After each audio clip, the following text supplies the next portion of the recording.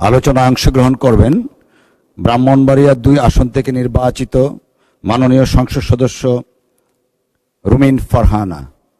রুমিন ফারহানা, আপনার সময় 10 minute. Thank you. মাননীয় স্পিকার, আপনাকে ধন্যবাদ।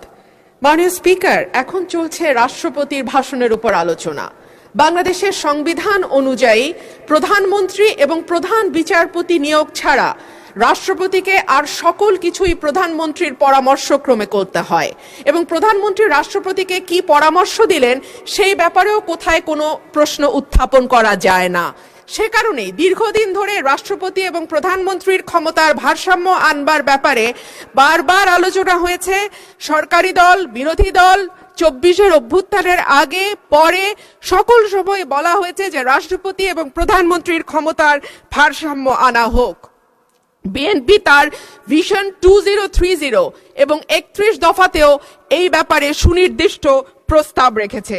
মাননীয় স্পিকার, সে কারণেই সঙ্গতভাবে আমাদের একটা এক্সপেকটেশন ছিল যে এইবার রাষ্ট্রপতি মন্ত্রিপরিষদ কর্তৃক অনুমোদিত ভাষণের বাইরে গিয়ে তার নিজের মতন করে ভাষণ দিতে পারবেন, কিন্তু আমরা দেখলাম এইবারও রাষ্ট্রপতির ভাষণ মন্ত্রিপরিষদ কর্তৃক অনুমোদিত একটি ভাষণ তাকে দিতে হলো। সো আমরা যদি এতটুকু স্বাধীনতা মাননীয় স্পিকার রাষ্ট্রপতিকে দিতে না পারি তাহলে আর আমরা কোন ভারসাম্যের কথা বলছি? যাই হোক মাননীয় স্পিকার, আমার বক্তব্যের শুরুতেই আমি ধন্যবাদ জানাই মহান রাব্বুল আলামিনের দরবারে, যিনি আমার এই কঠিন যাত্রাকে সহজ করে দিয়েছেন। আমি তারপরে ধন্যবাদ জানাই আমার অসংখ্য নেতাকর্মী যারা নানানভাবে বঞ্চিত হয়ে ভয় ভীতির মধ্যে দিয়ে আমার নির্বাচন করেছে, দল থেকে বহিষ্কার হয়েছে, কিন্তু তারা আমাকে ছেড়ে যায় নাই। তাদের সকলের কাছে আমি কৃতজ্ঞ। মাননীয় স্পিকার, আমি আরো ধন্যবাদ জানাই বিএনপিকে আমাকে মনোনয়ন না দেবার জন্যে। আমাকে মনোনয়ন না দেওয়ার কারণেই আমি বুঝতে পেরেছি বাংলাদেশের টেকনাফ থেকে তেঁতুলিয়া কত লক্ষ মানুষের ভালোবাসা, দোয়া, সহযোগিতা আমার পাশে ছিল। একটা দলীয় গণ্ডির মধ্যে থেকে নির্বাচন করলে এটা বুঝবার সৌভাগ্য আমার হতো না। মাননীয় স্পিকার, আমি গভীর শ্রদ্ধার সঙ্গে স্মরণ করি দেশনেত্রী 3 বারের সাবেক প্রধানমন্ত্রী বেগম খালেদা জিয়াকে, যিনি আমাকে স্নেহ দিয়ে রাজনীতিতে এনেছিলেন এবং আমি বিশ্বাস করি তার অপূর্ণতা এই সংসদে কোনো দিন পূরণ হবে না। মাননীয় স্পিকার, হাজার মানুষের আত্মত্যাগ, তার ফসল হচ্ছে আজকের এই সংসদ। এই মানুষগুলো কারা যাদের আত্মত্যাগের বিনিময়ে আমরা আজকে কেউ মন্ত্রী, কেউ এমপি, কেউ সরকারি দল, কেউ বিরোধী দল হয়ে এসে সংসদে বসেছি? মাননীয় স্পিকার, তাদের স্বপ্ন কি ছিল? তারা জানতো তাদের এই আত্মত্যাগের বিনিময়ে তারা কিন্তু কেউ মন্ত্রী হবে না, এমপিও হবে না। তারা ছিল সাধারণ মানুষ, একেবারে খেটে খাওয়া সাধারণ জনগণ বাংলাদেশের। তারা একটা স্বপ্ন দেখেছিল, একটা নতুন বাংলাদেশ তৈরির স্বপ্ন, একটা নতুন রাজনীতি নির্মাণের স্বপ্ন, একটা নতুন চিন্তার জন্ম দেওয়ার স্বপ্ন, এবং সর্বোপরি সকলের জন্য যে ভীষণ রকম বৈষম্য আমরা দেখেছি গত কয়েক বছর, সেখান থেকে মুক্ত হয়ে সকলকে নিয়ে, সকলকে একসাথে করে একটা বাংলাদেশের স্বপ্ন। সেই সকল মানুষের কাছে আমি এবং আমি বিশ্বাস করি আমার সহকর্মী এই সংসদ সদস্যরা সকলেই কৃতজ্ঞ। মাননীয় স্পিকার, শহীদদের যে প্রত্যাশা নিয়ে গণ অভ্যুত্থান, সেই প্রত্যাশা কিন্তু বায়বীয় বা অলীক কোনো বিষয় ছিল না। এখনো যদি আমরা দেয়ালে দেয়ালে তাকাই, আমরা দেখব তারা তাদের স্বপ্নের কথা দেয়ালে লিখে গেছে। উই ওয়ান্ট জাস্টিস, কিংবা দেশটা কারো বাপের না, তুমি কে আমি কে, বিকল্প বিকল্প। আসছে ফাগুন, আমরা হব দ্বিগুণ, শোনো মহাজন আমরা অনেকজন। Change the rules, be a voice not echo. দিনে নাটক, রাতে আটক, নাটক কম করো প্রিয়, হামাক ব্যাটাক মারলু কেন? এমন হাজার প্রশ্ন, লক্ষ জিজ্ঞাসা। এই লড়াইটা কেবল একটা সরকার পরিবর্তনের লড়াই ছিল না মাননীয় স্পিকার। যেই কথাটি আমি বলেছি, একটা স্বপ্ন, একটা নতুন বাংলাদেশ, সকলকে নিয়ে সকলের বাংলাদেশ গঠন করবার একটা স্বপ্ন নিয়ে এই গণ অভ্যুত্থান হয়েছিল। মাননীয় স্পিকার, আমরা স্বপ্ন দেখেছিলাম ধর্ম, বর্ণ, জাতিগোষ্ঠী বা লৈঙ্গিক পরিচয়ের ভিত্তিতে কাউকে অপর বা আদার করে দেয়া হবে না। মাননীয় স্পিকার, আমি খুব বিনয়ের সাথে বলি, এই আন্দোলনের সম্মুখ সারিতে ছিলেন নারীরা। এক ঝাঁক নতুন প্রজন্মের তরুণ মুখ আমরা পেয়েছিলাম। সেই নারীরা 1 বছর পার না হতে হারিয়ে গেলেন কেন 7 জন নারী সাংসদের এই সংসদে, সেই প্রশ্নটা আমি আপনাদের কাছে রেখে যাচ্ছি। মিছিলের সামনের সারিতে নারীর প্রয়োজন হয়, পুলিশের টিয়ার শেল লাঠিচার্জের সামনে নারী ঢাল হয়ে দাঁড়ায়।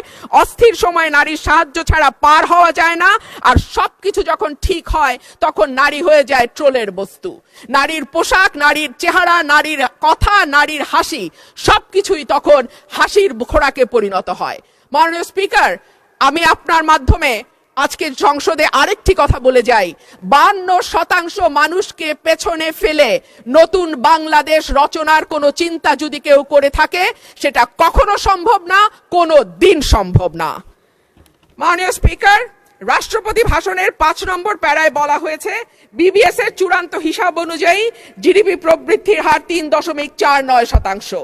প্রবৃদ্ধি হচ্ছে, উৎপাদন বাড়ছে, কিন্তু সেই অনুপাতে কর্মসংস্থান সৃষ্টি হচ্ছে না, বরং উৎপাদন ও সেবা খাতগুলোকে অর্থনীতির মূল চালিকা শক্তি হিসেবে ধরা হয়। সেই 2 খাতেই কর্মসংস্থান চলছে।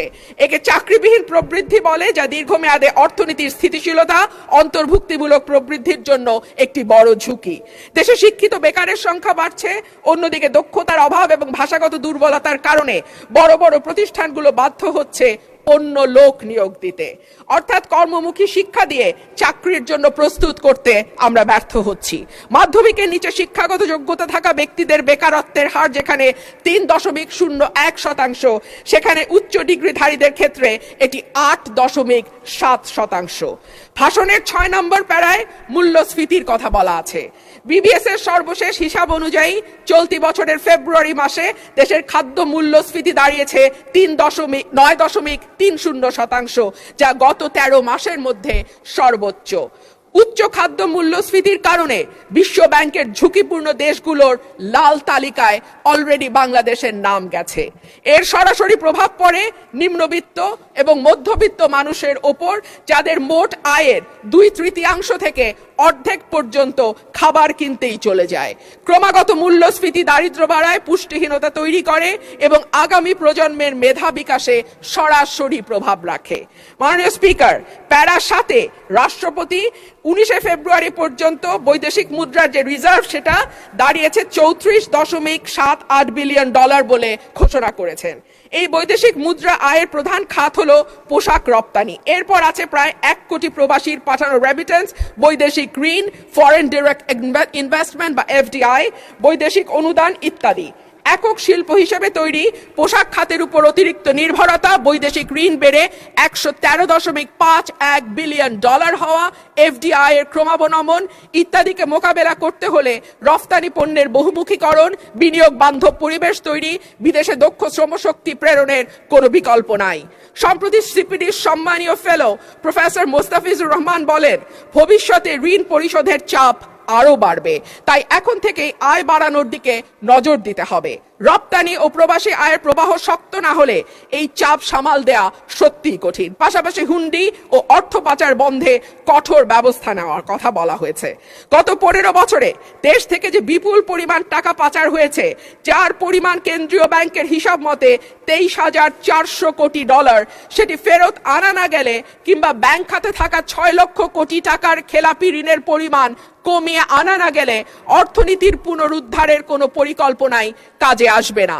পাচারকৃত টাকার 75% যায় ওভার অ্যান্ড আন্ডার ইনভয়েসিং এর মাধ্যমে। গত 10 বছরে এই ওভার অ্যান্ড আন্ডার ইনভয়েসিং এর মাধ্যমে পাচার হয়েছে $68 বিলিয়ন। সুতরাং এই মিথ্যা ইনভয়েসিং বন্ধ করা না গেলে টাকা পাচারও বন্ধ সম্ভব নয়। মাননীয় স্পিকার, রাষ্ট্রপতি তার ভাষণে বাংলাদেশ ব্যাংক, রাষ্ট্রায়ত্ত ও বেসরকারি ব্যাংক, বীমা, আর্থিক প্রতিষ্ঠান ও পুঁজি বাজারের সঙ্গে সমন্বয়ের মাধ্যমে সার্বিক তদারকি, উন্নতকরণ, আমানতকারীদের সুরক্ষা নিশ্চিত, খেলাপি ঋণ হ্রাসে গুরুত্ব দেওয়ার কথা বলেছেন। যে কোনো দেশে কেন্দ্রীয় ব্যাংক হলো আর্থিক প্রতিষ্ঠানের নিয়ন্ত্রক সংস্থা, এটি সরকারের ব্যাংক হিসেবে কাজ করে। দক্ষিণ এশিয়ার দেশগুলোর দিকে তাকালে দেখা যায় কেন্দ্রীয় ব্যাংকে প্রিন্সটন বা ক্যালিফোর্নিয়া থেকে পিএইচডি করা উচ্চ ডিগ্রিধারী মানুষজন, অভিজ্ঞতা সম্পন্ন লোকজন নিয়োগ পেয়েছেন। অন্যদিকে বাংলাদেশে নতুন সরকার গঠনের পর যিনি নিয়োগ পেয়েছেন, তিনি হলেন বিএনপির নির্বাচন পরিচালনা কমিটির সদস্য এবং একজন সোয়েটার ফ্যাক্টরির এমডি। মাননীয় স্পিকার, আমি আপনাকে অনুরোধ করব আমার সময় 2 মিনিট বাড়িয়ে দিতে। মাননীয় স্পিকার, একই ঘটনা আমরা বিশ্ববিদ্যালয়ের উপাচার্য নিয়োগের ক্ষেত্রেও দেখেছি। সবগুলো বিশ্ববিদ্যালয়ে দলীয় ভিসি প্রভিসি নিয়োগ দেয়া হয়েছে। দল করা দূষণীয় কিছু নয়, কিন্তু দল না করলে যদি নিয়োগ না হয় সেটা দুর্ভাগ্যজনক। দলদাস শিক্ষকদের হাতে। ধন্যবাদ মাননীয় সদস্য। মাননীয় সদস্য, মাননীয় চিফ হুইপের অনুরোধে অলরেডি আপনাকে আজকের দিনের মধ্যে সর্বোচ্চ সময় দেয়া হয়েছে 10 মিনিট। আপনার বক্তব্যের ফ্লো যেন ঠিক থাকে সেজন্য টানা 10 মিনিট দেয়া হয়েছে। মাননীয় সদস্য, আপনাকে অসংখ্য ধন্যবাদ। আমাদের মাননীয় সদস্য,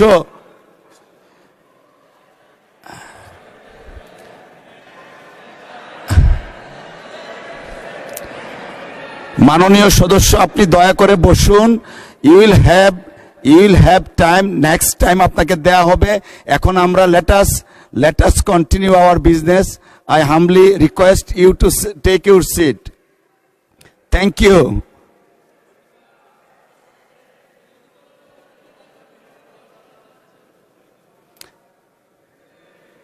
উনি তো স্বতন্ত্র।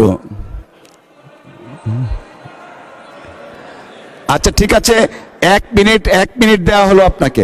মাননীয় স্পিকার, আপনাকে অসংখ্য ধন্যবাদ। মাননীয় স্পিকার, রাষ্ট্রপতির ভাষণে উঠে এসেছে অলিগার্কিক কাঠামো ভেঙে জনগণের অংশগ্রহণ নিশ্চিত করা, বিনিয়োগ নির্ভর অর্থনীতি তৈরি করা। আশা করব আগামীতে সালমানের জায়গায় সাইফুর এসে বসবে না। আশা করব বিনিয়োগ বান্ধব পরিবেশ তখনই হবে যখন আমরা আমলাতান্ত্রিক জটিলতা কমিয়ে বিদ্যুৎ গ্যাসের নিরবচ্ছিন্ন সরবরাহ নিশ্চিত করতে পারবো, ঘুষ দুর্নীতি কমিয়ে একটা ওয়ান স্টপ সার্ভিসের ব্যবস্থা করতে পারবো। পাতানো নির্বাচন বলতেই 14, 18, 24-এর কথা আসে মাননীয় স্পিকার, কিন্তু গত কয়েকদিন আগে পত্রিকায় যেটা স্পষ্টভাবে এসছে 2008 সালের নির্বাচন মাননীয় স্পিকার, সেটিও কোনো নিরপেক্ষ নির্বাচন ছিল না।